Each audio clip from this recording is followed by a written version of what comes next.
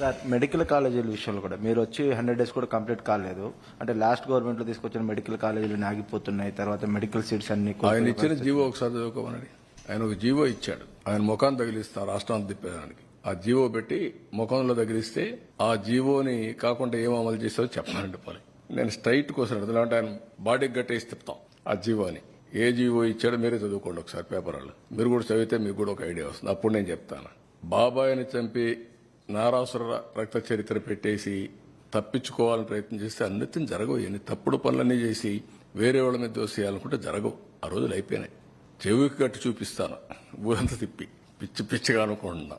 ఏం చేసావో అన్నీ కూడా అంత ఈజీగా ఆలోచించద్దండి. నోటుకొచ్చేట్టు మాట్లాడడం. నిన్న ఏం చేశారో అది మర్చిపోయి ఈ రోజు దాని మీద వాళ్ళు విమర్శించే పరిస్థితికి వచ్చారు. ఆ జీవో ఒకసారి చదవ, నేను చెప్పను. చెప్తే మీకు రహస్యం పోతుంది, సీక్రెట్ పోతుంది. You read that. What issued the GO in private colleges, you read that.